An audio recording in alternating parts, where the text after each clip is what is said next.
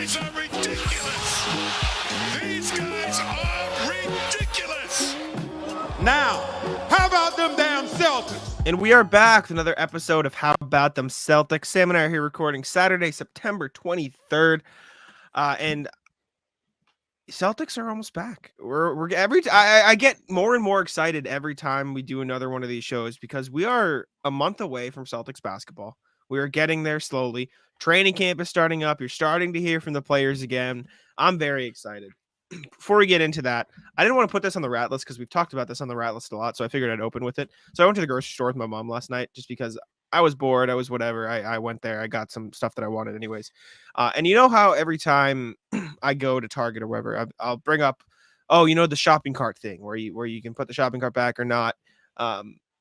It's a test of if you are, a good person or whatever, if you put the shopping cart back, because it's like the basic smallest thing you can do. Almost every place I've gone to, I usually see most of the shopping carts in there. Grocery store last night, literally zero shopping carts. They were just sprawled across the parking lot. I was like one of two people who actually went back to put it back. Like there was the job crisis, new high. I was shocked. It was the most shopping carts I had ever seen, not in the place, and it was weird. I was taken aback. I was like, I immediately thought of our conversations here because I was confused. I used a shopping cart at the store for the first time, maybe ever, as Really? a solo shopper last week. Okay, yeah. And I was like, wow, this sucks. Because I'm not somebody that like goes to the store and is like, I need to get every single thing. Okay. I'm like, oh, we don't have bananas. Okay, I'll go get some. Like that kind of thing. I see. Okay. I'm not making a list. Why'd you use a shopping cart? Did you have a lot of stuff you needed? I was shopping for somebody else that might have been sick. Gotcha. Makes sense. See, I enjoy the shopping cart. I like pushing around. I don't know why I've always enjoyed like the because then you don't know where to put it. Store. You bring it down an aisle and you're like, oh, am I going to be in somebody's way? Yeah, fair. Also, something to note: first show of the season that I've worn a sweatshirt. First show of the season you've worn a sweatshirt. It's getting cold out. Like it's fucking cold today, dude. It is. It's raining. It is. Not great. I ran outside today though. Don't worry about it. I was on a call with somebody today and I was like, oh, how are you? Whatever intro. And they go, it's 80 and sunny here. It's great. I'm like, well, it's 60 and gray here. So not as good. Yeah. But we're getting to that time of the season. But luckily, that time of the season does mean that Celtics basketball is almost back. And speaking of Celtics, let's get into it. The Celtics have signed Lamar Stevens to a contract. What I can only assume is a 1-year contract. We haven't learned the details, I don't believe just yet, whether it's fully guaranteed, whether it's 1 year, X amount of years. I assume it's a 1-year standard deal, probably similar to the one Svi Mykhailiuk and Delano Banton got, where it's partially non-guaranteed. But it wouldn't surprise me if it was fully guaranteed. The Celtics have had an interest in Lamar Stevens for a while. I did a video on it reacting to the news. Sam was at a wedding, so Sam was not there. It was terrible, dude. I was mad as hell. I was driving, and I didn't see the notification, but like my phone was kind of going crazy because the Celtics blog chat was talking about it. Yeah. And then I saw and I was like, oh no, like I can't record right now. This was like the worst case scenario. Like literally the Celtics had like all week where I was just sitting around hanging out, not doing anything. And then the one time I'm like completely tied up, they're like, okay, yeah, we'll announce our move. But yeah. I saw that you went with the Sam does the show by himself layout for I did. Yep. Respect. Thank you. I commented and I was like if you missed me, and nobody liked it. Yep. Good. Yep. That was terrible. Somebody actually commented, I'll watch Sam or no Sam. So you're replaceable. Just know that. Wow. That's hurtful. I need to go find that now. I'm actually upset. I hated it. To be honest, I hated it. I kept like breaking to like let somebody else talk. And I was like, wait, I have to keep talking. Yeah, I have nobody else to talk to. Yeah. No, but as far as the Lamar Stevens signing, I'm a fan of it. The one thing that I kept mentioning, they have a lot of wings now. They have a lot of wings. They have O'Shea Brissett, Svi Mykhailiuk, Sam Hauser, Jordan Walsh, Lamar Stevens now as well, and Delano Banton, who can play up because he is a bigger guard. That said, I think Lamar Stevens brings a little bit of something they didn't necessarily have. Obviously, Jordan Walsh is a solid defender. O'Shea Brissett is solid on that end too. But Lamar Stevens is probably the best defensive wing they now have off the bench, just in terms of experience, physical tools, and ability to defend a lot of positions. I really think he can replace some of that defensive stuff that the Celtics lost with Grant Williams and even Marcus Smart a little bit. Jordan Walsh is going to have to come in and do that, but he's a rookie, and you saw him get in foul trouble in Summer League. Lamar Stevens has been a solid defender throughout his time with the Cavaliers here, and more minutes every season, which is, I mean, something you'd like to see. And yeah, I'm excited. It was World Be Free, by the way. Glut of Wings. Asterisks. ... I'm tuning in. Sam or no Sam. Good solo, Jack. Keep it up. So you can be mad at World Be Free. I found. But yeah, we're gonna respond now. Sam's anger. Put the angry face. I don't like that YouTube has their own emojis before the actual ones. Yeah. But the most intriguing thing I saw about the Lamar Stevens signing came from Adam Himmelsbach of the Boston Globe, who, after the signing, tweeted out, was told the Celtics expressed to Lamar Stevens that they're hoping he can bring some of the grit and toughness that was lost following the departure of Marcus Smart and Grant Williams. So that's a lot of pressure to put on a guy. I wonder how much of that is, hey, we lost this. We know you have this. Let's see if you can bring it to the team. But if that's the case, you have to imagine he'll be able to fight for some minutes. Like, Lamar Stevens is a good NBA player. I brought him up as soon as the Spurs waived him. If we really want to continue the summer of Jack being right, this is another guy I really liked when he was waived by the Spurs before the Celtics were even interested. He's tough. He's a good rebounder. He's good at cutting. He does prefer the mid-range to the three-point shot a little bit, which is concerning. But I know you like that. Yeah. I know you like that, but he's going to have to hit those corner threes if he wants a consistent rotation spot. But Lamar Stevens is good, man. I was confused why the Spurs let him go so easily. Obviously, they wanted to bring in Max Strus, but he was impactful for them. He started 25 games last year, I believe, and he was a net positive. Like, he's a real good player. I think he could get some minutes on this team. Yeah, I was looking at Reddit. I was looking at some of the comments on our video, and I believe there was at least one Cavs fan that was like, "Wow, I can't believe like the Celtics got him for free. They're going to be so much better now." I wish the Cavs kept him over Okoro, like just continuing to just be like, I can't believe they let this guy go. Again, he started 25 games on a Cavs team that was fourth in the East, a very respectable Cavs team, that won 3 out of 4 against the Celtics last year, or 2 out of 3. I don't remember how many times they played. He certainly just makes the log jam at wing off the bench even worse, or even more congested, because now you have him, O'Shea Brissett, Jordan Walsh, Svi Mykhailiuk, Sam Hauser, Delano Banton. That's it, right? Or am I missing somebody else? I think that's it. That's still a lot. I mean, you have a lot of options. I'm curious to where he's actually going to wind up in terms of minutes. That probably depends on how consistent he becomes shooting the three. But I could see him getting real minutes off the bench. Especially, again, he's starting on a Cavs team that was a respectable team, like competitive. Obviously, in the playoffs, they were terrible, but I don't think he played much. He didn't. He got like under 5 minutes a night. Yeah. Yeah. You know they're going to have him shooting corner threes all practice, all day, every day of the week. He's going to be learning how to shoot threes. And he won them a game against the Celtics. That game, the I'm going to make both game from Grant, he was all over the glass when we reacted to the rumors of them maybe bring him in for workouts. And then we heard more reports of, oh, yeah, they might go get him. So this all just makes sense. We've heard it, like the breadcrumbs have been there all summer. Cool. We don't know if that's a fully guaranteed contract yet, though, do we? Or is this the final We don't know the spot? contract details. I think it's the final roster spot. I feel like it would have been established that it was a training camp deal. I just don't know if it's a fully... Like, for example, O'Shea Brissett is on a fully guaranteed contract. Delano Banton is partially guaranteed until a certain point. So I don't know like that detail, but I'm pretty sure this is the 15th roster spot. I'm 90% sure of that. That means hot seat Luke Cornett. I don't know about that. What do you mean? He's not fully guaranteed. If they want to get rid of somebody, it's going to be him. I feel like he'd be the last one to get rid of. I feel like they'd get rid of Banton or Mykhailiuk before Luke Cornett. They have so many wings. Why would you get rid of the only backup big you have behind your three? I just thought he was the only one that they could waive like before training camp. No, Mykhailiuk and Banton are also on non-guaranteed. Okay. Non-fully guaranteed. So there are some extra ones there. But Banton's probably first then. Maybe. I like Lamar Stevens, though. I'm in on it. I know you touched on it. Do you think it's too much pressure to put on a guy to say like, hey, come replace Smart and Williams' toughness? Or do you think that was more just in the sense of, okay, you are a tough guy, come bring this attitude? I lean more the second one.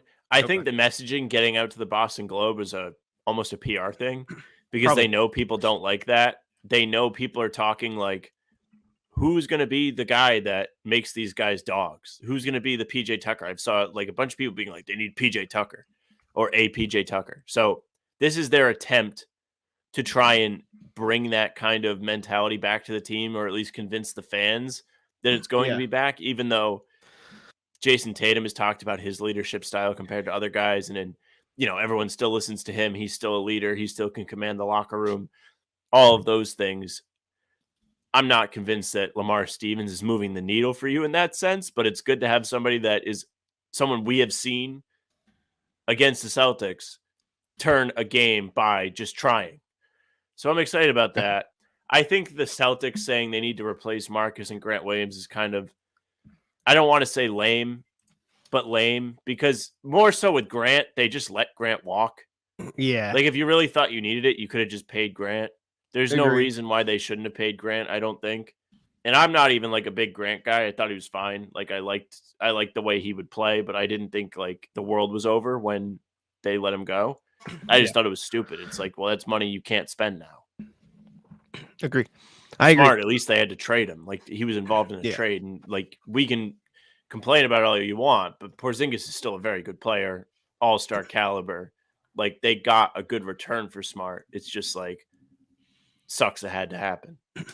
Yeah. Grant did not have to happen. Agree. Unless he just did not want to be here. Which I don't think is the case. But do you think you wanted to just hang out on the bench?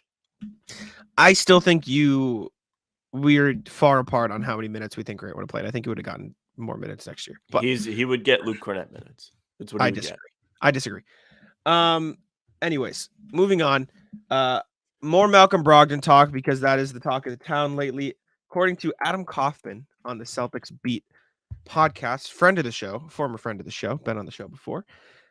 Adam Kaufman said, I have heard some whispers that they are still trying to trade him being Brogdon. Malcolm Brogdon is maybe not being actively dangled by the Celtics, but I believe he is absolutely on the trade block. This is from one of the recent episodes, the most recent one of Celtics Beat on CLNS. Shout out CLNS. Thank you very much. But this is just what we're hearing now. We're hearing Malcolm Brogdon could be traded. We just did a whole video on potential trades the Celtics could explore for Malcolm Brogdon. It makes you worried about his value and how much of them talking outwardly is trying to protect that value. Obviously, he's going to have some because he just won 6th man of the year and he's still a damn good player. But if the Celtics are going to trade him, you have to get a guard back because you can't depend on Pritchard and Derek White. As much as I love Pritchard as a backup and I think he can play that role, you need a bit more depth there just because it's weird, man. This is weird that it just came to light. It feels like just from Gary Washburn speculating this is all coming out, but now you're hearing all these other pieces. I don't know. It's an odd situation. So as far as the guard situation goes, I'm kind of sick of all of this because I don't think it makes sense for the Celtics to move off of Brogdon unless he's ripshit pissed. I agree. You just said it perfectly. They don't have the means to do it anymore. Unless you're getting a guard back, and we did the whole video on it, you really can't get away with this and not feel the effects of it if you trade Brogdon. Pritchard's fine. He's going to get targeted and bullied on defense. That's just how it's gone. You saw in the finals last year, or 2 years ago now, they were like, damn, like we need another guard. And they go get Brogdon. Now they only have 2 guards again because they traded Marcus, which is fine. Yes. But you can't go and trade another one of the guards. You just can't. So I would love to know what they are looking for in return for Brogdon. I think that would be a very, very interesting. Did you just text Ray? I did, yeah. Ray texted me asking me about ball. Okay. I texted Ray about 2K, so we already chat. Okay. So sorry, distraction. Yes. Well, it's my own fault. But I wonder what they were like looking to get back for Brogdon. Like if someone needs to be like, yo, like off the record, what are you trying to get for Brogdon to Brad Stevens? Yeah. Because then put it on the record. And then put it on the record. Yeah. Like just go all in for that one credibility thing. Maybe that's me. Jack, I don't like the idea of getting rid of Brogdon. Jack gets fired before he ever gets a job. Get ready for the NFL season with incredible offers from Fanduel, America's #1 sportsbook. Right now, new customers can bet $5 and get $200 in bonus bets. Guaranteed. That's guaranteed. Plus, all customers who bet $5 will get $100 off NFL Sunday Ticket from YouTube and YouTube TV. Now is the best time to join FanDuel. It absolutely is. The app is easy to use, and you can be on everything from spreads to player props and more. So visit FanDuel.com/Boston. Kick off the NFL season with an offer you won't want to miss. FanDuel, official partner of the NFL. It's weird, man. It definitely is weird because, especially when you consider, you look around, we've talked about, this makes sense for the Celtics. This could be a player they target ad nauseum. We talked about it all the time. What you really have to look at is what teams would be trying to trade for Brogdon.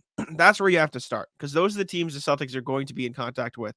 Those are the teams that are going to be in contact with the Celtics. You look at those teams, it's teams like the Nets, who could use some point guard depth, who don't have any point guard depth to give the Celtics. It's a team like the Clippers, who don't have any point guard depth to give the Celtics. I saw somebody say, I think it was in our comments, get like a 3-team deal where the Celtics also get Bones Highland. If you think Peyton Pritchard is getting target on defense, Bones Highland is worse on the defensive end. Bones Highland is cool, but I mean, it's not even close to good enough to being an upgrade to trading Malcolm Brogdon. And he'd be trading with the Clippers, which I know Sam would probably not be too happy with. Yeah, the Clippers can't get Brogdon. If you wanted Brogdon, then you should have had him before they had to trade Smart away. If I'm Brad Stevens, absolutely fucking not. No. Agree. The only team that okay, maybe not the only team. There are a couple teams where it does make sense where you could say, okay, maybe there's a trade to be had there. The Lakers make sense, and I know you wouldn't like it because it's the Lakers.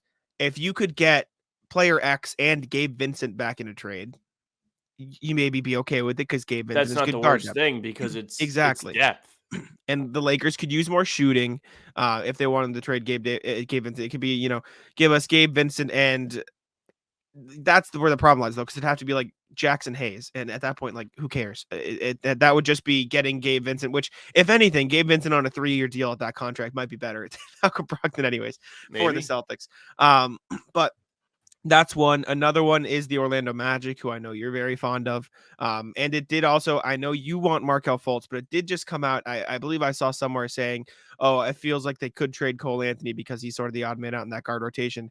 Wouldn't be the perfect fit. But if you're really looking for replace Brogdon and get depth, getting Cole Anthony to trade would give you some point guard depth. He's not a great defender, but he can score in bunches. And so that would at least help you patch up the holes if you were to Sounds make like a trade. Peyton Pritchard. But yeah, that's he's the probably problem. a little bit better than Pritchard, but I don't think that moves the needle. I agree, but I'm attacking this as if a Brogdon trade had to happen. I still stand firm on what you said at the start. Don't trade Brogdon unless it is absolutely clear that he doesn't want to be here, right? Like, or you're getting no point. You're winning the trade. Exactly. There's no point. And most of these that I'm bringing up are perhaps Dennis Schroeder, the former. FIBA MVP. Hell no. That would be so funny. You would be. Please. Well, I don't know. Like you talked down on Brogdon enough to be like, damn, like I miss Brogdon. You know what? Now. Actually, let me rephrase. Oh no, this is worse. I would actually be okay with Dennis Schroeder more so this time around in Boston because he would have a more defined role. You look at the role he had in Boston at the start of last when he was here the first time. He was a starter. He could not play next to Marcus Smart, and I don't think he could play next to Derek White as well either.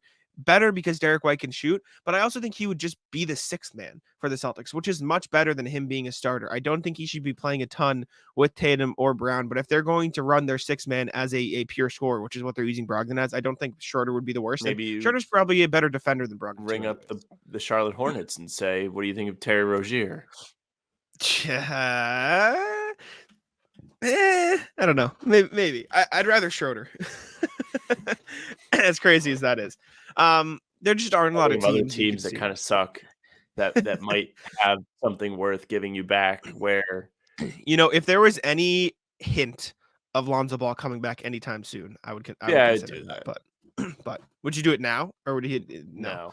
Yeah. Cause if you're the Celtics, you're in a position where you have to win now. Like the Celtics are all in right now. They've traded Smart. They brought in Porzingis.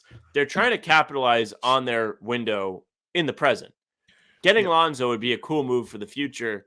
And I think if Lonzo comes back, and is at full strength, he's a great piece anywhere. The perfect piece, But probably. he hasn't played in what, a year and a half now, almost 2 years? And he's And not he's playing going this to be season. out for at least another. That's going to be Yep. 3 years without playing in an NBA game. Is he really going to be that sharp? I agree with you. The only other team I think that would maybe be interested, I feel like the Pelicans could want him. They need shooting. They were a really bad 3-point shooting team last year. They need floor spacing. But at that point, you'd be looking at, okay, Zion. give us Yeah. no, no, Larry Nance and Jose Alvarado, right? And again, Jose It's Alvarado's just a never fine. worth it. Exactly. Like, and don't get me wrong, I think Jose Alvarado is a fine player. He's a good defender, if anything, right? And Larry Nance is a fine, probably a really good fit as a backup 4-5. But it's just not worth it giving up Malcolm Brogdon for that. That would be if he definitely wants out. And maybe you squeeze a first-round pick out of him that you can flip in another deal. But at that point, like, you don't need first if you're the Celtics. You need players. So Correct.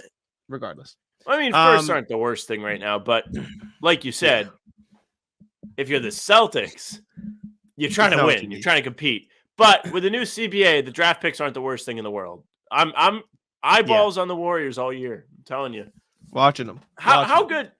How good do you really think the Warriors can be? Like, I feel like the Warriors have a really, really wide window Large of window. where they can end up this year. Because it I agree seems with you. like it's just like disaster kind of waiting to happen. Chris Paul and Draymond don't really like each other. Chris Paul is a weird fit. He doesn't really fit in the starting lineup. His ego's too big to come off the bench. That might start to create some problems. What kind of depth do they have? I'm trying to think of what moves they made. They lost DiVincenzo, who was a decent piece for them and stepped up in a lot of games last year when guys were out. Signed Dario Saric. They signed Corey Dwight. Joseph. Did not sign Dwight. Did not bring in Dwight. They made that decision, apparently. Brought in Brandon Celtics Pajemski can in get the Dwight. draft. Brought in Trace Jackson Davis. They have okay depth. It's not as good as last year. Any team with Steph they weren't Dre good last and year. Clay, I know. Any team with Steph Dre and Clay, I still think has the ceiling to be a top 3 team in the conference. True. Like, I still think they have that ceiling. Their floor at the same time, though, could be playing. Like, I think Warriors, like Warriors watch is Spice Adams, like looking out from behind the tree like this. Yeah. You might get a good draft pick. I think it Best is case scenario. protected. Is it protected? Top I think 4 the pick- protected, not lottery protected. Top 4. Oh, I thought it was top 20 protected. It's top 4? Oh, it better not be okay. top 20 protected. Then what's the point of this? But all right, perfect world, right? Warriors suck, Top 4. but Yeah, not. you're right. They don't suck that bad. They suck like 5th worst, right? And you're the Celtics. You're like, not yet. So you trade back, not this year. You say, give me a 20. You do a 2K trade where you're in the draft, but you don't really like the draft class. So you trade for future first with your current first. I know where you're going. Cooper Flag. Yeah, I know. Yeah. You get Cooper Flag. Oh, man. There has to be an avenue for the Celtics to get Cooper Flag. Rig it, NBA. You've rigged a million things. Rig it. We deserve it. I sound like a Knicks fan. We deserve it. We need Zion. And we're going to get Kyrie and KD. And then you get none of them. Psych. Enjoy You got RJ Barrett. Julius Randle. Have fun. All right, next thing. Speaking of rookies, Jordan Walsh recently spoke. I believe he was in Worcester at a camp Gem of of New some England. sort. Worcester something. Shout out Phrase. I went to college there. But I was over there. I drove past there, I think. I don't know if I did or not. there you go. He was in Worcester, signed. I saw him sign a backboard. He was at a camp or something, but he spoke to reporters. I believe it was Chris Forsberg and Bobby Manning there, talking to him, and they asked him a bunch of questions. So I went through, I listened to it, I'm gonna relay the best tidbits of information. Okay. Talked about practicing at people, said he matched up against Derek White, saying he learned a lot, called him a point guard, eyes emoji, whatever. The biggest thing people Both picked out of bald. this, first talked to Al as well. He's been talking to Al Horford a lot about being a pro, all this stuff, which is good. The biggest eyes emoji thing that people have picked out of this, Bobby Manning said, so is everybody back at camp yet? And he said, no, I haven't seen Brogdon or Blake Griffin yet. And the eyes emoji was, but Blake Griffin? What do you mean you haven't seen Blake Griffin yet? Blake Griffin's not on the team, buddy. Well, that's why people are like, what's the deal here? what are we doing? Well, in fairness to Jordan Walsh, he's not like a NBA media member where he has True. to know everything. He just kind of has to show up and play. Mm-hmm. So imagine that though. He's like, damn, like I thought Blake Griffin was on this team. What the hell? Yeah, And it's then like Blake all Griffin's those. just not there. It's like all those videos of people learning that they got a new teammate. Like, have you seen the video of they told Malik Monk, like, Tony Parker just signed with the Hornets, and he goes, "We got Tony Parker. we Yeah. got Tony Parker." Yeah, like they don't necessarily know what's going on. We might know more than some of them because we care. I think Jordan Walsh really cares. He's just kind of happy to be in the NBA at this point, probably. At least a little Good for bit. him. I'm sure he has some kind of little extra oomph behind him motivating him, but there is he's an NBA player. He's an NBA player. Did you hear Evan Turner and Andre Iguodala kind of talk about that with Redick? I to know. I derail saw this. pieces. No, I saw pieces of the interview, but I didn't hear. So they were kind of talking about like drive and things like that, and like I think it was Evan Turner said like you got to be careful with what you say because if you're like a happy to be there guy, then the media might paint you as like, oh, like this guy's gonna suck because he doesn't want to be the best. He's just happy to be in the league. Remember when Anthony Edwards was like he had just got drafted? Yeah, He was like basketball is like whatever, or he said he wanted to rap or something. And everyone said was he like, liked well, other this guy's stuff. gonna suck. Yeah. That same thing happened with Anthony Richardson. He's a QB for the Colts. He's done a rap thing. Their whole article came out and said Anthony Richardson might be the first person to ever be named starting quarterback and decline the job. It's like, guys, he just has hobbies. Like, let's Now calm he's down on the bench. here. Look what happened to him. Got hurt. It happened with Jaylen Brown too. People coming into the draft didn't want to draft Jaylen Brown because he was too smart, and they thought he would go beyond I actually basketball. remember that. Like, guys, what are we doing? What are we doing here? Also random, but I just noticed it because I was sniffling. Somebody on the CLNS video commented, "Guy on the left has the vid," because apparently I was sniffling a lot last episode. My bad. Yeah, you got some hate the last episode. They were like, I know. why don't you get a throat doctor, buddy? Hey, it's better. I'd rather someone say, "I love the content, get a doctor," than "I know why he's coughing, he's fat." That was one of the best comments of all time. I still pull it up sometimes and laugh. Like, people ask about like comments. I'm like, yeah, I had one time, and I tell them that one. But anyways, sorry, Jordan Walsh. We're talking about Jordan Walsh. Said Tatum and Brown set a good foundation being at training camp early because they don't technically have to be there yet, but everyone's working early, which is good. Talked about meeting Joe, getting ready for the season. Title expectation said means the world to be at an organization that has a chance because who doesn't want the next banner? Which is something you want to hear. It's obviously the PR answer, but that's good. He was asked who stood out. And do you have the sheet up? Can you see? Or you want to guess? I'm not going to look. I have it up, but I haven't like read. Yeah, he's asked who stood out. Who do you think stood out to him? I don't know. I feel like Sam Hauser's like a kind of guy like you show up and you're like, oh, wow, that guy can play basketball. He said, getting to match up with Peyton Pritchard every day. We play one-on-one after practice every day. Learning stuff from him. He's teaching me stuff, telling him the way of the game, how Joe is, what it means to be a Celtic. So Peyton Pritchard teaching the rookie the ropes, which is funny because Pritchard he is such an wanted to interesting character on this team. Yeah, I agree. Because Peyton Pritchard, like his whole life has been basketball. Have you heard the stories? Like when he was younger, he would be in the garage dribbling till his hands bled. No, Like that kind of thing. It sounds familiar, but I don't remember. I might have mentioned it before because I can't believe like the amount of work he's had to put in to be where he's at. 4-year college player at talent-wise. Oregon, right? Like he was there. Yeah. And he's from there, so he just went to the state school and became like a local legend. He's got to be like Mr. Basketball Oregon. He's up there. He's up there. To be on the Celtics and just be hanging out must be the weirdest thing ever. Like we'll talk about every once in a while. Like these guys play their whole life as the best player. Pritchard plays these pro-am, scores 90 points. He's not even getting an NBA game. And when he does get in, his responsibilities are different. That can't be an easy adjustment. I wonder if some of this Brogdon stuff is coming because they have a lot of faith in Pritchard all of a sudden. Like maybe they've seen something from him. Maybe. I hope so. I hope they're happy with him. I hope he's good. For what it's worth, Oregon Live put out a list in 2016 of the top 25 Oregon basketball players of all time. Peyton Pritchard is 8th on this list. Peyton Pritchard, by the way, was in high school then? I believe so. Yeah. For what it's worth, another former Celtic is number 2, Sam. Would you like to guess who number 2? Should I know this? Yes. Oh, you definitely know the player. I don't know if you'd know. Oh yeah, he's from this area, but you definitely know the person. Oh my God, who is it? Tell me. Danny Ainge. I'm not.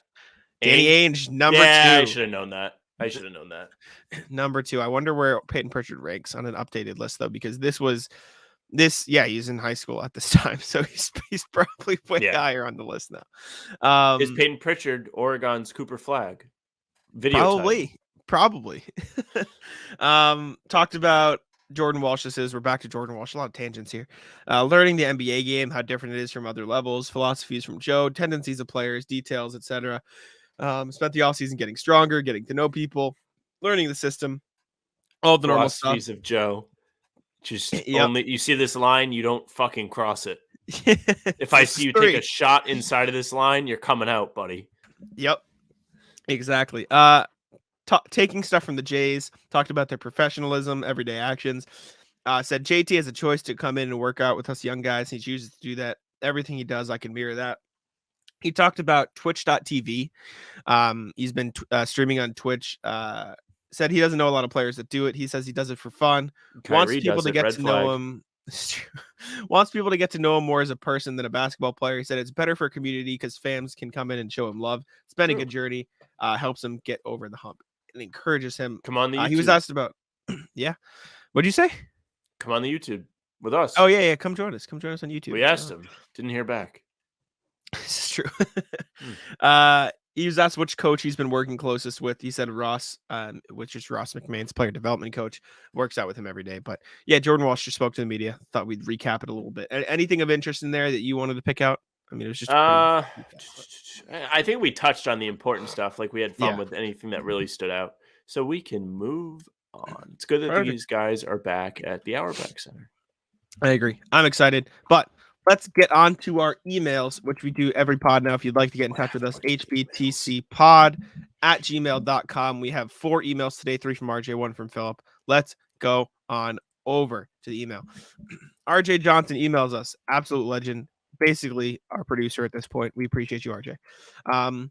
I loved that your discussion about Lillard Portland Miami dance moved beyond the usual talking points in the most recent pod. I do agree that trade discussions should be handled in the same way medical information should be restricted to the team and the players and the league until a concrete action is taken. This email, by the way, about player movement and fairness. The problem is that the NBA is so connected to 24/7 social media hype, as well as the surge in betting culture that everyone and their third cousin is trying to sniff around for scoops. The NBA could absolutely cut this off at the knees by saying all trade negotiations are private business of the league until the transaction is agreed upon and or executed.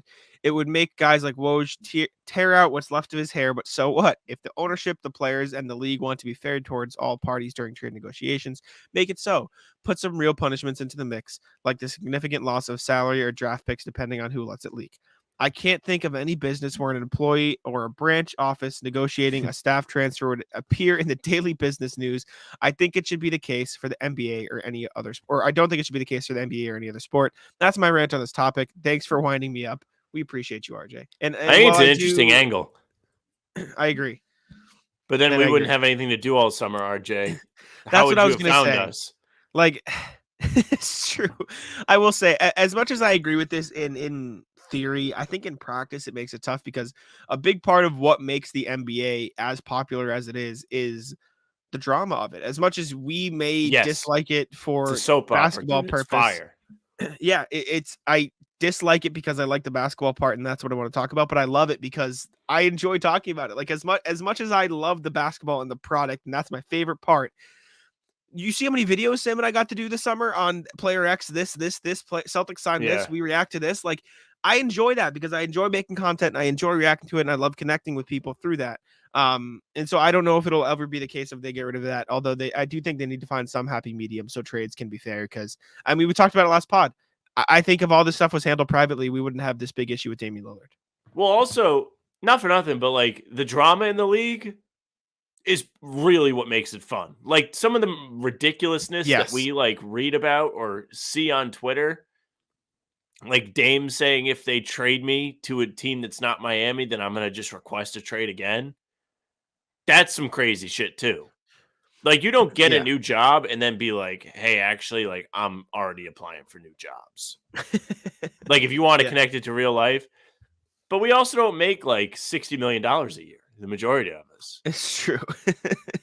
I don't. I mean, I don't know what you say. And the public entity of fandom right, is impacted by where these guys play. Like, he's right, like the social media hype and everything, but that's like why we have some right to know, I guess. It's weird to put it that way, but if something's going on with our team, I feel like we should all know.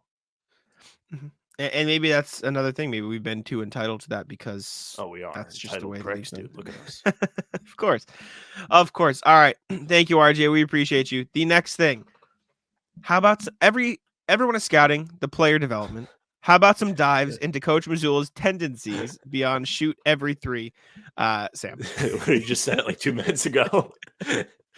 And what you'd like to see him improve upon. What sort of defenses do you want to see him employ or use, or using the bench less in shifts and more individual player swaps, or how he chooses his game attire? I don't know, just my idea, if you will. All right. My biggest thing. Let's each pick one or two things. Okay. And we can neither of us can choose timeouts because I think that's the biggest thing. Please call All timeouts right. more. Sure. I'll choose one on offense, one on defense. Offensively, I'd like to see him play Sam Hauser more. And I think he did this well during the regular season, but then he cut him out of the playoff rotation. But I want to see it consistent throughout the season. I want Hauser getting like 20 minutes in that. I want him to win that wing battle on the bench. I truly think that shooting is invaluable. And he was actually a solid defender when the Celtics called him on him in that role last year. I would really like to see Sam Hauser play more on offense. And defensively for me, it would be double bigs. Play more double bigs. Play Rob and Porzingis more. Play Al and Rob more. And I was against double bigs most of last year because I wanted to see Derek White in the starting lineup. But now that Derek White is the point guard, double bigs. That was how they got to the finals in 2022. Play the double big lineups. Play Rob as a free safety more. Let him run that. And those are my two things I'd like to see Joe do more. So I would like to see a few things from Joe. First things first, you have to be able to beat the zone. I think that's part of the Porzingis edition. I think he's going to help you tremendously with that.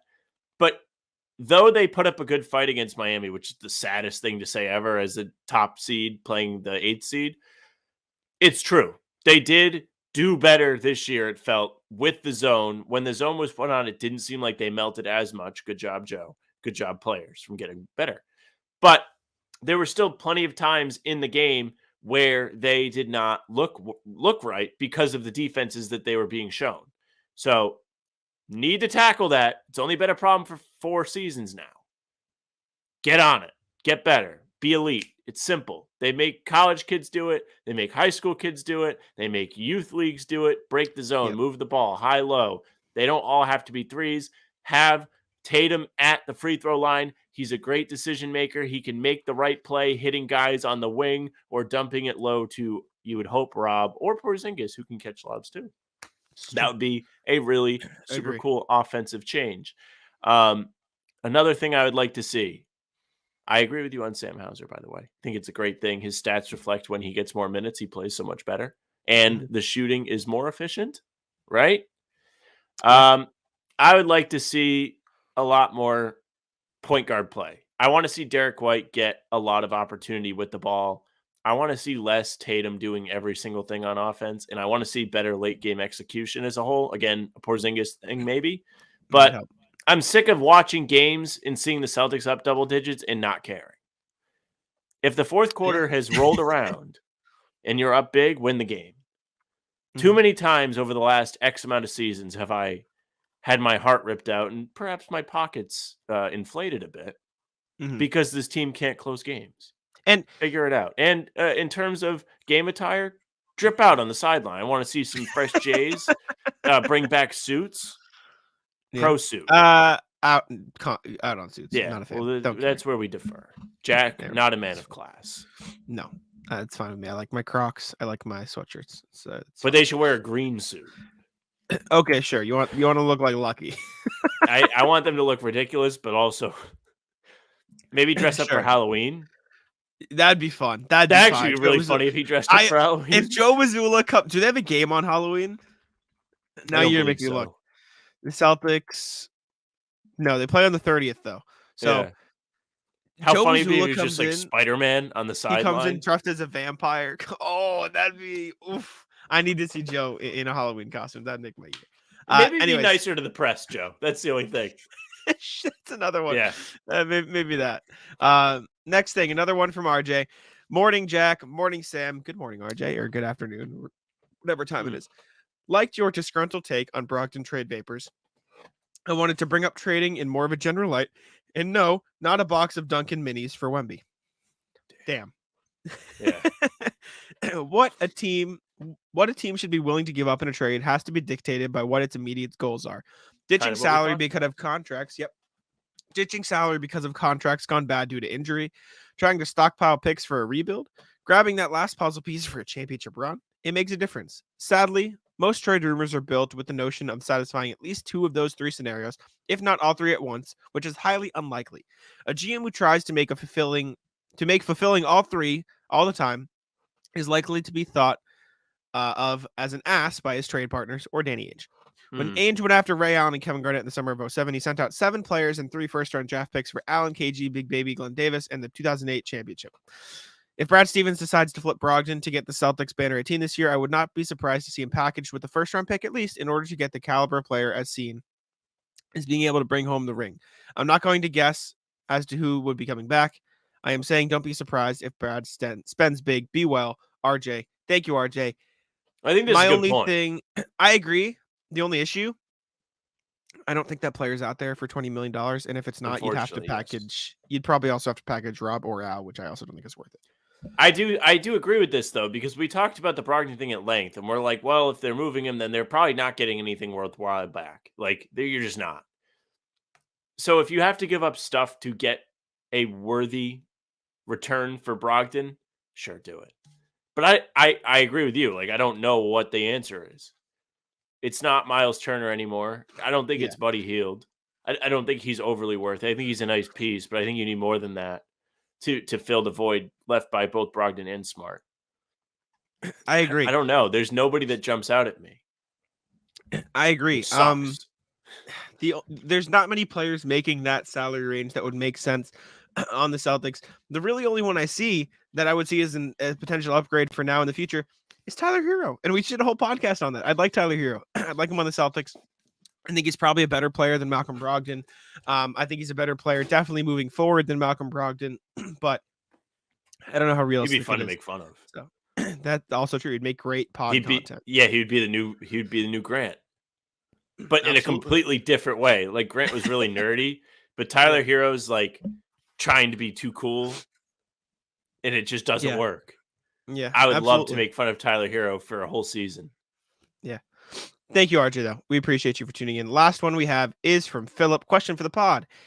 Hey, guys, I'm excited about our player additions, but also very excited about the coaching staff changes. What do you think of a recap discussion on who our coaching staff additions were and how that might influence Joe, our players, and our play style? As always, I sincerely appreciate what you both bring to the Celtics community. Best, Phil. Thank you, Phil. We appreciate you.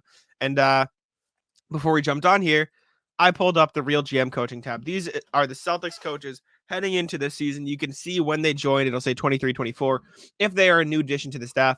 Obviously, head coach Joe Mazzulla. The new additions, Charles Lee, Sam Cassell, Emile Jefferson, Phil Pressey, all new additions this year. Charles Lee is the lead assistant. Guys coming back, Tony Dobbins as well. Joe Mazzulla still listed as assistant. That's funny. Kenny Graves, and then Matt Reynolds listed as the Dwight Schrute. Joe Mazzulla. Joe Mazzulla getting assistant coach is such a dirty slight. No, he's listed as. Oh, he's there twice. Coach. Yeah, that's what I was saying. But Sam, Dwight Schrute, Matt Reynolds, a special assistant to the head coach. Do you know why that's his thing? Do you know what Matt Reynolds does? And I look this up. He's the replay guy. He is. Because they only talked about him every broadcast after Abby Chin did a special report on him. Yeah. And Scow's like every single time there's a challenge. Oh, there he is with the iPad. Matt Reynolds. Yeah. He's got it. But these are the new coaches. These are the new guys in the league. I believe this how many years they've been with the team? Let me double check that. This is years in roll. So Celtics do have a lot of new guys in the coaching staff. Kenny Graves has been there for years. Joe Mazzulla obviously has been there for plenty of years. Tony Dobbins been in a role for years. And then obviously guys like Matt and Matt is there still, but you have a lot of new guys. Charles Lee, Sam Cassell, Emile Jefferson, Phil Pressey. Emile Jefferson feels a lot like a player's coach in the sense of it's probably Jason Tatum's buddy to get him on the team, talk to the players a lot. Similar with Phil Pressey, although he does have head coaching experience in college. Charles Lee and Sam Cassell are the ones that most people are really excited about, and for good reason. Charles Lee spent the past X amount of years in Milwaukee, coaching up that defense, coaching up Giannis and those guys to a title with Mike Budenholzer and Darvin Ham, who is now the coach of the Lakers. Sam Cassell bounced around with Doc Rivers from LA to Philly, all these places. Obviously, a former player as well. I believe, did Charles Lee play in the NBA? I think he did. Am I crazy? I don't know. But speaking of Charles Lee, yeah, I keep saying it. Teach the big men to be Brook Lopez, especially our main man, Nemi. I think that's going to be his best defensive use, is just being a tree. Teach him how to be a tree. Yeah. It'd be good. He did play in the NBA, by the way, or he was a former professional basketball player very briefly, at least according to his Wikipedia page. Sorry, he never played in the NBA. He played internationally, though, so he was a player, is basically what I was getting at. He was a assistant coach at Bucknell, where he did go to college, assistant at the Hawks, assistant with the Bucks, and now an assistant with the Celtics. So this is his first assistant coaching job in the NBA without Mike Budenholzer. He was Mike Budenholzer's top guy for a while, branching off now. And it wouldn't surprise me if he leaves the Celtics. I think good, because he's been a top. Budenholzer, kind of stupid. No, different. I mean, Darvin Ham was a good coach after being with Mike Budenholzer for years. It doesn't have anything to do with it. You're an asshole. Charles Lee's been a top candidate for a lot of these head coaching jobs. I think he was a top candidate for the Celtics head coaching job when Ime Udoka got it. So, like, the Celtics clearly like Charles Lee. I think him and Sam Cassell will bring a defensive-minded mindset to the Celtics based on how good the defenses were that they coached in years past.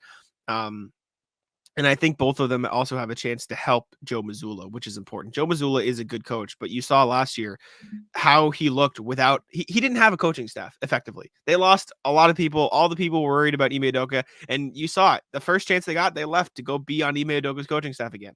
So now he's got a coaching staff. There. Find you some friends like that. And move that's across fine, the country, just go hang out.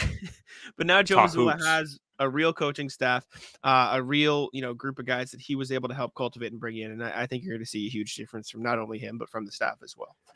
I would like to see a good bounce back year from Joe. Imagine if Joe wins Coach of the Year. That would be, and he would talk mad shit. He'd be like, "Fuck all you guys! Like, how about anybody ask me about threes now? Like, that would be the first thing he said. That would be the first thing he says. Yeah." Love it. I do kind of feel bad for the amount of scrutiny he got. He was just put into like kind of a bad position where, I mean, we all have high expectations for the team, and he ended up being someone that got a lot of the blame when they came up short. If they won the ECF or the title or something, I already had a question planned. He was going to get to the podium. I was going to, so Joe, you ended the game there. A couple timeouts left on the board. You think you would have maybe used them, but unfortunately they couldn't. They didn't get the jump. Just had to keep it in the bank. I've got it on lock. All right. You want to bump the other Celtic stuff? Bump the other Celtic stuff we were going to potentially talk about today, and we will go right to the NBA where we do have a Damian Lillard update. Woo! Now, Sam, you were out on Damian Lillard talk. You're going to be in on the Dame talk we have today. I haven't really seen much. Wasn't on Twitter a lot. I do know what this is, and I have from some Walsh stuff to add, but from Woj. Those talks have intensified this week with Lillard, but still there's no trade imminent. So far, the one element that has not been a part of these talks are the Miami Heat. But we know in trade talks and conversations that can change in one moment, one call. Basically, Blazers holding Dame trade talks. Just not with the Heat. Respect. They said, see you later. Yeah. Teams popping up. Jake Fisher, friend of the pod, said at this juncture, Toronto and Chicago have been two possible destinations for Lillard, most discussed by league figures. While a collection of NBA personnel expect Portland to engage Miami before finalizing something with another suitor, the Heat have not factored primarily in the Blazers' recent dialogue surrounding Lillard. So basically, Blazers said, fuck you. Good on them. Good for them. This should have happened a long time ago. I think Chicago's actually like an interesting team here. I don't know what they'd have to give up for salary to match. You may know more about that with Bulls Wire. But if you can keep one of, I kind of think you're better off keeping DeRozan. In all seriousness, not even trying to like shit on Levine. I just think he's a really good closer. He's a good shot creator, and he's reliable down the stretch, as is Dame. So that would make you a very good fourth quarter team. Does Vucevic go? I don't know. I don't know if that makes sense for Portland. I saw somebody write you could probably entice Portland more if you gave them Vucevic and you accepted that you would take Nurkic back, like a swap there. because Vooch probably fits a bit better.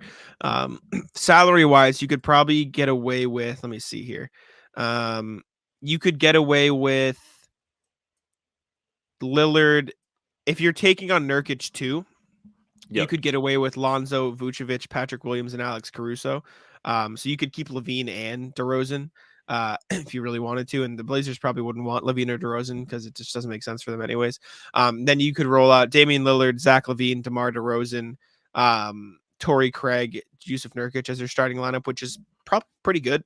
It's a pretty good starting lineup. The issue is your bench depth, but even then you have Kobe White, I would assume Javon Carter still. You still have Andre Drummond. You have okay bench. You'd probably need to flip a little bit from guards to forwards, but it wouldn't be bad. If you didn't want to do the Nurkic for Vucevic swap, you could get away with Lonzo, Patrick Williams, and Alex Caruso and picks. So like there is a pathway to do it without having to give up any of your huge core players. But in order for that to be of interest to the Trailblazers, they'd have to be okay with taking on Lonzo's salary for 2 years dead. So, which maybe you're fine with. But... I don't know. This is so interesting though. It would be so funny if the Heat just messed this up. Because it was a one-horse race until now, really. Like that's all we heard about was Miami. This is also kind of funny for Dame, who's been a real pain in the ass about all of this, and we went into depth about that. But man, of all these teams, I think Brooklyn has potential to be pretty intimidating if they get him. I think Toronto would be scary with Dame too. They've got a good defensive infrastructure there, right? Like. Well, yeah, but if Toronto's truly stupid, then they don't care. Toronto doesn't give a fuck, dude. They're just out there like Masai's like, nah, I'm not giving up yet. Like he's on the Titanic and he's just not getting off, not going for the lifeboats. They could get Dame by giving up. They could do like Gary Trent, Chris Boucher. Like I'm trying to see if they could do it without giving up OG Anunoby. It does look like I don't think they could. Right, I think we're turning these other teams into Miami now, though. like Toronto just being like, okay, you give us Dame and we give you jack shit. No. I just want to see like how much of their core they could keep in a trade. Well, it doesn't matter what they can keep. I don't think they're going to be able to keep them to get Dame. Like, I don't think because now if you have these three teams in the mix with Miami, because Miami is still there, whether they're actually talking to them or not, like. There's going to be some actual, perhaps, bidding happening. My point is for the Raptors, would you want to trade for Dame if you have to give up 3 of your starters? Because you probably wouldn't be as good anyways. You know what I'm saying? Like I'm looking at the line of where it'd be worth it for them to do it in the first place. Also true. Yeah. I do think the Nets are probably the most intriguing place for him because you have Ben Simmons' fat old contract, you have a bunch of Suns picks, and you have Cam Thomas. So not only for the Blazers, but also for the Nets, like Dame, Mikal Bridges, Nick Claxton, and Cam Johnson. Like it's a pretty damn good team. So, dude, I think. Hear me out. If the Portland Trailblazers do this right, they could be a playoff team. The Blazers? If they do this right, yeah. I don't think so. Not because I don't think maybe a play-in team. I see what you're doing. I just think there's too many. But good the West teams is deep. The West. I don't know. I think they have a chance to get in. Like it depends how good Scoot is. People were raving about Scoot. They've still got the Simons and Shady and Sharp, and they have Grant back, who's been established. I don't know what they're going to do with Nurkic. And then whatever they get back for Dame, you can't imagine they're going to get nothing. There's just so many good teams. Like let me read this. There are very good teams. Like Nuggets, go through them. Nuggets, Grizzlies, Kings, Lock, Suns. What? No, do not tell me the Blazers can be better than the Kings. They cannot be better. No, I'm not. No. I'm not saying that they're going to be better than the Kings. I'm just saying I don't know if the Kings are a lock. To make play and lock, not playoffs. Call this a top 10 lock. Okay, sure. For the sake of this, so Nuggets, Grizzlies, Suns, Kings, yes, too. Suns, yes, Clippers, yes, Warriors, new load management, play in lock. I hope yes, but yes, praying on their downfall. Yes. I won't say it. I'm not saying it. Lakers, I'm not saying it.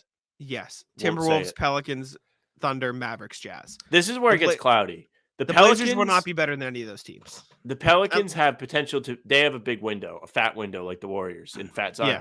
But they last year when Zion played were the best team in the West, and then he got hurt, and then they trickled down those standings. Did we even say Dallas? Yeah, I threw him in there at the end. Dallas is going to be a good team this year. Mm-hmm. OKC gonna be a good team this year. Yeah, it's tough for the Blazers. The West is really, really deep. Even the Rockets and the Spurs, even the teams they're fighting with at the bottom, could be better than them. Yeah, there's like a lot of fun teams in the West this year.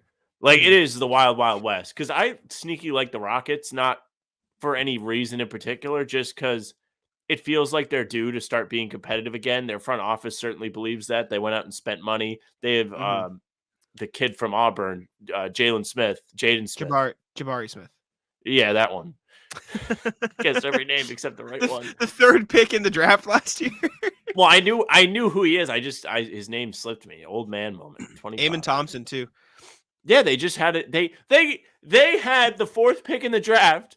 There was buzz that they had to debate picking one of the Thompson twins and Cam Whitmore, and they got both. Yeah, they got Cam Whitmore too. It's crazy. Like, Houston's kind of fun. They have a Kevin Porter trade coming down the pipeline. Not that they're going to get anything for him. They're going to have to give stuff up. He was out before any of this. Yeah, they brought in Fred VanVleet. They drafted Thompson. They have Jalen Green. They have so much other young talent that they don't need Kevin Porter Jr. anyway. He was always out. I wrote about it back in like July of like all their young guys who they have Şengün, who's a beast. Şengün's good. Jabari Smith. Oh. Yeah, they're going to be really good. They're going to be really good this year. They're going to be good. And then, I mean, there's the Wemby factor in San Antonio, who's just going to be nasty. So we'll have to see. I think San Antonio is a year away. I agree, but I still think they could be better than Portland. There's too much unknown with Portland. Yeah, this is a big Sam looks like an idiot segment, but I don't know. I think I agree with what you're saying. More of a testament of the depth of the league. Where I'll put it this way, I think the Blazers could be better than the Wizards and the Hornets and the Pistons. But there's so many good teams in the West. Yeah, but it's tough. Maybe we should make the NBA North versus South. Thoughts? I don't know about that one. It's interesting. Got a fire. Should make it like football where it's a big mix regardless. Anyways, next thing we have here, Tyler Herro. Teams want him. Teams are in on the Tyler Herro thing. Jake Fisher Good for him. Yahoo Sports had a report. If Portland ultimately does business with Miami, the Jazz, as well as the Bulls, Hornets, and Nets, are considered teams interested in landing Herro from the Heat. And there are plenty of executives who'd rather take Miami's best package if the Heat are so willing. That could include Herro, Jovic, with Jakic, and Caleb Martin and more. People want Tyler Herro, and all of these teams make sense for Tyler Herro. The Nets, he would make sense as a lead guard on that team. The Bulls would make sense. They need depth. They need 3-point shooting. They need youth. The Hornets would make sense. Pair him with LaMelo. The Hornets need talent. The Hornets suck. I think the Hornets make the least sense of these teams. Yes, but they're the Hornets. They need anything. And then the Jazz makes sense too. I mean, the Jazz at Tyler Herro, they're probably competing for the play-in. Dude, the Jazz are another team like maybe. Lauri Markkanen's nasty. Is Markkanen going to be good again? Nasty. I mean, they're like a sleeper like Dame team. If they really wanted him, they could add Dame and actually be competitive. Yeah, they could be a playoff team. I don't think. Call me crazy. I'm not really sure like the Jazz can be good again until they rebrand with these uniforms. Uniforms are bad. The uniforms, yeah, like they kind of aren't allowed to be good. Yeah, the uniforms are bad. Yeah, I can back that. All right, next thing. Weird rumor that we saw. The Suns want Jusuf Nurkic. This guy's always talking. This reason. Gambadoro guy, he's always putting out rumors. Gambadoro. Yeah, I don't know how often he's right. Yeah. So take it with a grain of salt. This wasn't Shams. This wasn't Woj. This wasn't Jake Fisher. There wasn't, Mark Stein, anything. But said the Suns want Nurkic in a Dame deal. And the rumor is Ayton to Portland, which is like, why? I'd love it if I'm Portland. Hell yeah. Give me DeAndre Ayton. I'll pair him with our young guards. I'll pair him with Jeremy Grant. It'll be a fun new center for the future. And maybe it's the case of if you're the Suns, you get in, maybe you take Malcolm Brogdon. That's what it is. He's upset. Doesn't want to be there. They definitely don't like him. But Nurkic? It's a very similar situation where you're like, but Nurkic, but also like, we kind of believe it might be true. Low-key, the biggest sell of Phoenix's last 2 years is not accepting a sign and trade Miles Turner for DeAndre Ayton. Yeah, dude. Big Miles Turner had a hell. monster year, albeit next to Halliburton, who was setting him up. But imagine on he this was team. great. Imagine on this team. Yeah. Yeah. That's a sell. That's a sell. Yeah, weird that they would want Jusuf Nurkic. Like, Nurkic is fine, but like, he's not better than Ayton. Everyone was like, they want the defense, and everyone on Twitter was. Somebody said, I forget who tweeted it. Jusuf Nurkic is closer to the worst defensive center in the league than the best. So Yeah, probably true. Doesn't make sense. Next thing up, teams want Buddy Hield. Unsurprising considering he's on the trade block, but we do have the specific teams who were mentioned by Shams Charania of The Athletic on an appearance on the Rally. Any contending team, the Lakers were long rumored for Buddy Hield, but you look at teams like Dallas, Philly, and Milwaukee. I mean, those are the types of teams that could definitely use a shooter like Buddy Hield. They've had a level of interest in him over the last several months, but of course, no deals happened yet. I wrote Celtics ? LOL. Meh. But The best. Lakers, Dallas. What is this? The Lakers. Lakers long rumored for Buddy Hield. They were rumored for so long that they were going to trade for Buddy Hield, then they traded for Russ, and that went perfect. No. That's a no. They have an easy pathway to do it, though. D'Angelo Russell for Buddy Hield makes sense for the Lakers, and you could see why it would make sense for the Pacers. You get an extra year of a tradable contract on the books. It's not a perfect on-court fit, but if you're going to get something, you get D'Angelo Russell, you get that 2029 first-round pick. Not bad. Also, not for nothing, the Pacers shouldn't be fucking around. Like, the Pacers, they're kind of getting there. They're in that, like, Orlando Magic, Hawks. Pistons. I don't. Maybe the Pistons. Like, the Pistons are. I'm not saying anything about the Pistons again. I mean, last year I was like, Pistons are going to be good, and then they weren't. Yeah, they're in that range of teams that. I mean, Indiana should have made the playoffs last year, but then Halliburton got hurt. Yeah, we just talked about Miles Turner, how great he's been. They just had the 8th pick in the draft, or they traded with Washington, whatever. They picked Jarris Walker. That's another addition they have. They have Mathurin, who was great last year. They have Nesmith, who's been pretty good for them. They have a lot of quality players on their team where they can be competitive. There's no reason that they should be looking to get rid of Buddy Hield for no reason. Of course, you don't want to end up losing him for nothing, but you don't have to take a trade where it's like, all right, we'll give you Cole Swider for Buddy Hield. They both not right now, at least. Yeah. Not right now. Maybe by the deadline, but you'll get. I think they'll get something for Buddy Hield, and trade him to not Philly or Milwaukee or the Lakers. The Milwaukee package that I saw, for what it's worth, was Pat Connaughton and Grayson Allen. So Pat Connaughton should have been a Celtics. Agree. And then the Philly package, it wasn't even like anything crazy. I think they could get away with, if Harden leaves, I think they could get away with. Dude. I think Hield, Tyson, McConnell for Tobias Harris makes sense. You get some. That would Philly, hurt. You get some. It would Tyson be weird in but the Philly colors. Something I saw on Fansided somewhere was like PJ Tucker, Furkan Korkmaz, and Daniel House in 2 seconds. I'm like, why would Indiana ever want to do that in ability? And Indiana also gave up players that borderline don't play, 2 of which are James Harden's entourage for a quality player. And a second. They said Philly would also give up, or Indiana would give up a second as well. We're going to make up for the tampering. Yeah, it just, I don't get it. That makes no sense to me. Maybe that's why Brad Stevens is collecting second-round picks, so he can tamper and then just have a bunch of picks. Oh, you want to take a pick? I have 10 more. That's big brain. Big brain from Brad. All right, Sam, what's your Reddit post of the day?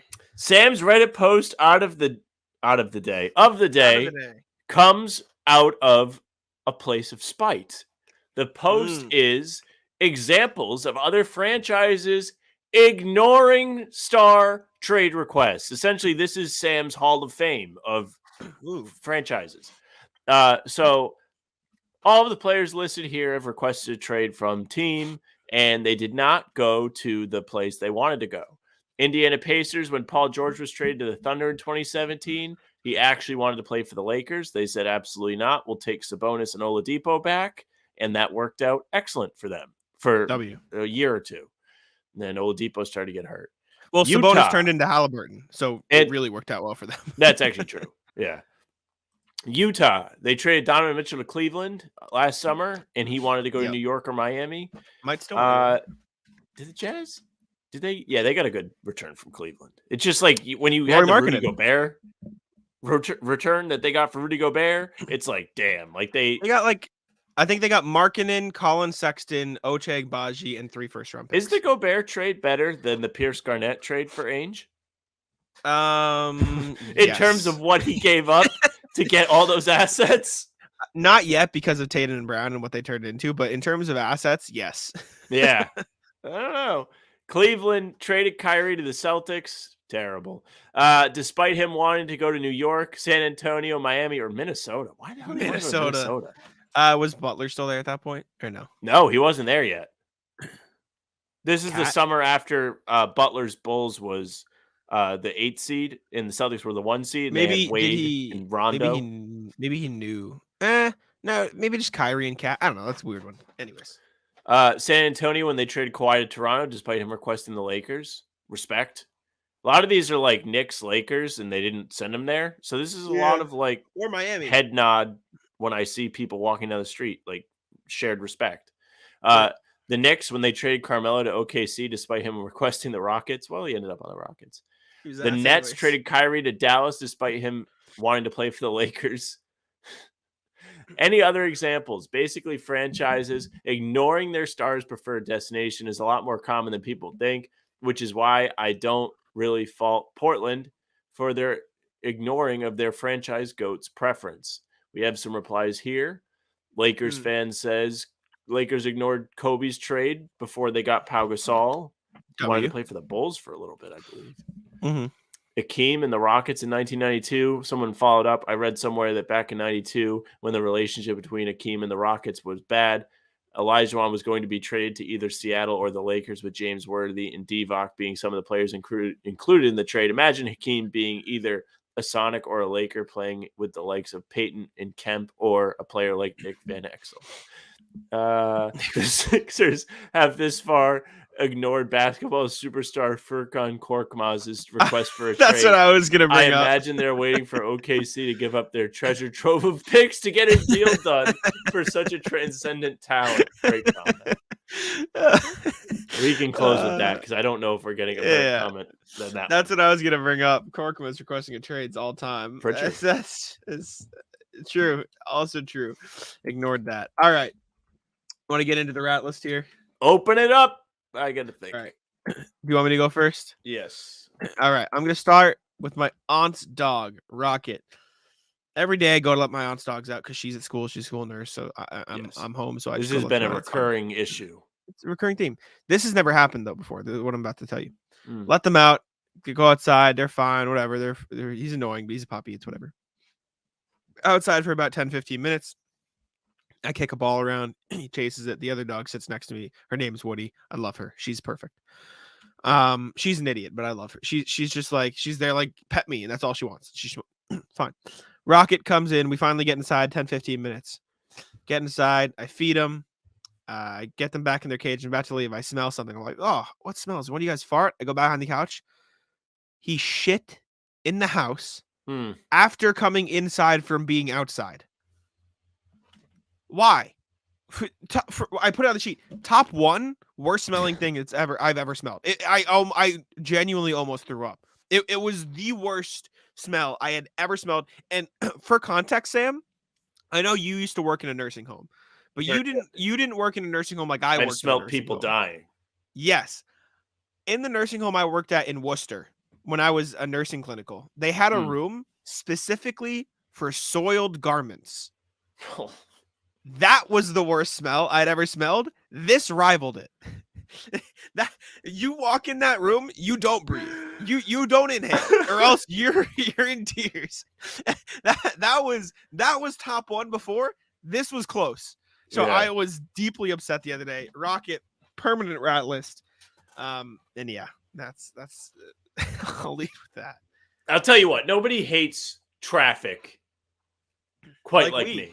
Like you, or yes, we, quite like we. Podcast, correct. This podcast hates traffic. Yeah, anti-traffic. We stand against traffic. So I was driving to this wedding yesterday, which has already caused me to leave Jack by himself on that. How far Lamar was this Stevens wedding? Video. Long. It was about a 2-hour drive from Providence. Just enough to be annoying. it was. You're not from Rhode Island. When you're from Rhode Island, like 30 minutes is like. Yeah. Anyways, so we're almost there. We're getting off Route 91, Interstate 91. And it's like you're about, I think it was like 5 miles from the venue, and it was like a half hour. So we're driving down. Now it is Route 5 as we've gotten off the highway. And there is a insane amount of traffic. Now, if you're from Western Mass, you probably heard this story already. Rat List, the individual who struck a Massachusetts state trooper, dragged the state trooper by a car while the state trooper was attempting a traffic stop. So what you may think to be obvious, they bring out all of the state troopers when one of their own. I mean, dude, I have never seen so many cruisers. They must was the have trooper had 20 okay? cruisers. Yeah, they said minor injuries. Oh, okay, good. Trooper was able to set himself free from the vehicle, but was injured in the process. He was taken by a stretcher to the hospital, per Western Mass News. Good. Suspect ran off into the woods after crashing the car shortly after striking the officer. So, if you've ever driven before, for whatever reason, you probably have this inclination when anything's going on not to mind your own business. And everybody's like, oh, what are they doing? What are they looking it's the for? worst. And the amount of holdup that was created because there were state troopers looking for this guy, who they have now found per this article. Insane. I mean, insane event. Insane news story. News was there. I've been in the news. I get it. But, man, the amount of just extra time. I was late to the wedding. I was late. Damn. How late? I had to stand in the back. Damn. Ratless, that guy. Also, very inconsiderate to do in the middle of the day. Anti-Ratless, something I found about this. Do you know who found the guy who got him? Was it a dog? Look at him. He got him. Got his ass. Roxy. Shout out Roxy. Roxy got his ass. Yeah, they had. Down. Luckily, Suter did not have any unwanted guests on his property. Instead, it was the state police canine unit. Roxy finally located the suspect. Arrest was on camera. Oh, can we pull it up? Do we have it? They don't have it embedded. They just said it was caught on camera. Imagine getting chased down by Roxy. That's gotta suck. Most terrifying experiences of your life. That's awful. All right. Yeah. If you're gonna drag a state trooper, just do it in the middle of the night. That way, if you're gonna stop traffic across the entire main drag of your area, do it in the middle of the night. Now, let me ask you, what's worse, the guy who dragged the state trooper or the people who stop on the highway to watch? No, you can't drag anybody. That's kind of fucked. That's pretty terrible. The people who do stop to watch are the worst, though. Just fucking move on. Just come on. No, there was another traffic that was just caused by people rubbernecking like that, and it was that's what I'm saying. It was literally just a tow truck. Yeah, there wasn't even any damage. This is a complete different area. Accident wasn't serious, and it was 10 minutes of traffic. They just want to watch. Yeah.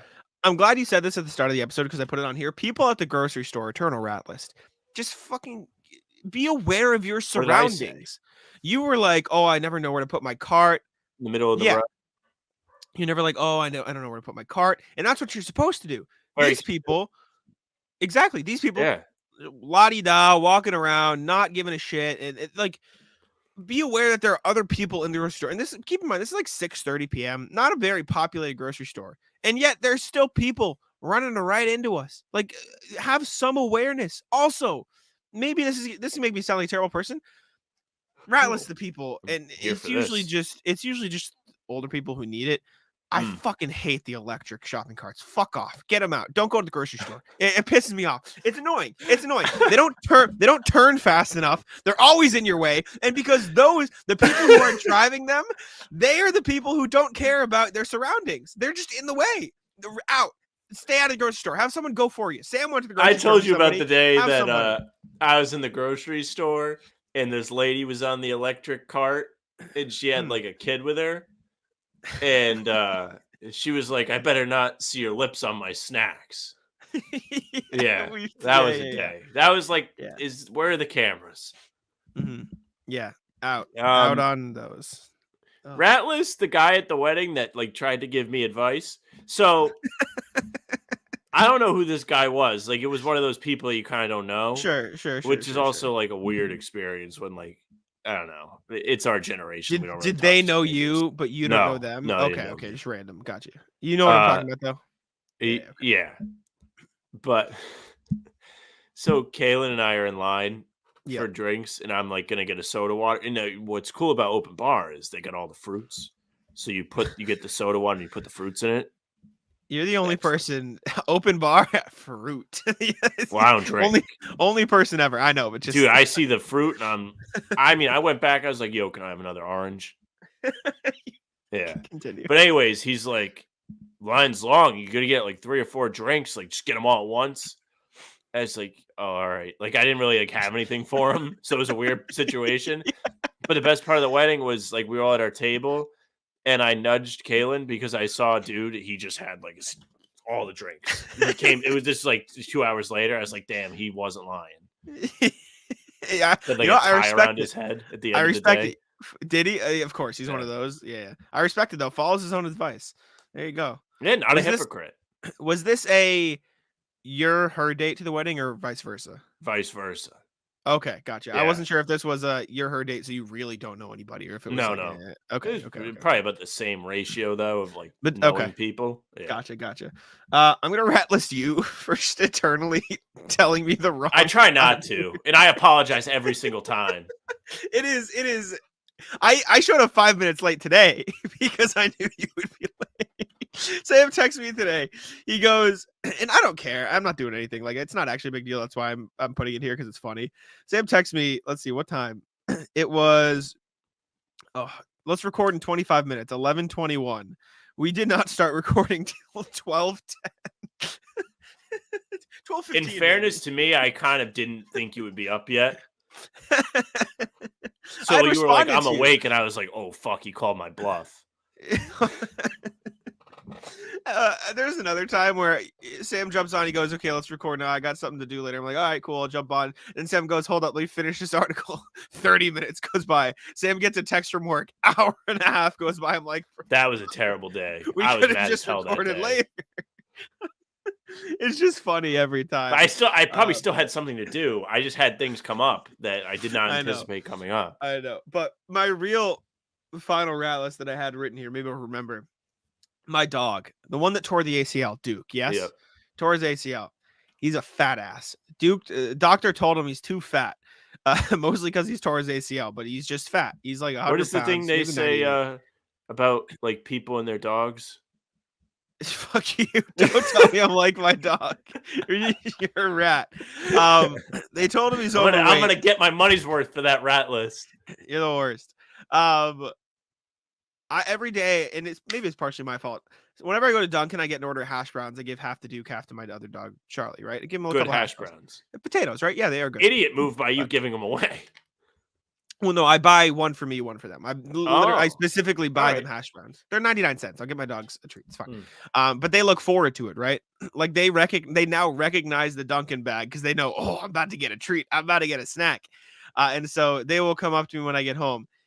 But with the news that said Duke is overweight, they are no longer allowed to have hash browns. They are banished. Oh. No more hash browns. Which means, and since Duke isn't allowed to have it, and we're about fairness in our house, Charlie also not allowed to have hash browns. So they're upset. However, Duke made up for about 7 trips of hash browns. I got a cannoli the other day, was brought home for me. I turned around to get a napkin. I turned back around. Duke is on the counter with cannoli gone. He picked it out of the box, had it halfway in his mouth. My sister's boyfriend goes, "You should probably take that out of his mouth." I said, "If I touch it, he will bite the shit out of me. I'm not getting that cannoli back." So ratless my dog for being a fat fucking rat and taking my cannoli. And now I don't feel bad that you tore your ACL. So there you go. Rat list. Yeah. That's all I got. You got anything else? Nah, I don't really have anything else. Oh, good rat list today. That was funny. Yeah, I mean, if that's it, we can wrap it up there. Thank y'all for tuning in to How About Them Celtics. We very much appreciate you. We did hit 1,300 subscribers. Blisteringly climbing right now. We're getting there. We're This is chugging June, along. July pace. You know what it was? Neemias Queta, 2-way contract. Lamar Stevens contract. W. Thank you, Celtics. Dude, crazy We're how doing stuff. much better we are when stuff happens. Imagine when we actually have games. We are at 1,311 subscribers right now. Go join them. We appreciate you very much. We're still Official 1K bump since the start of the playoffs. We were Mr. 305 ahead of game 1. We're now 13-11. Love to see it. That's big time. We appreciate y'all. Join Playback too. I think only 2 of you guys have signed up for Playback. We're going to be watching games with you there. Go check out playback.tv. How about them Celtics?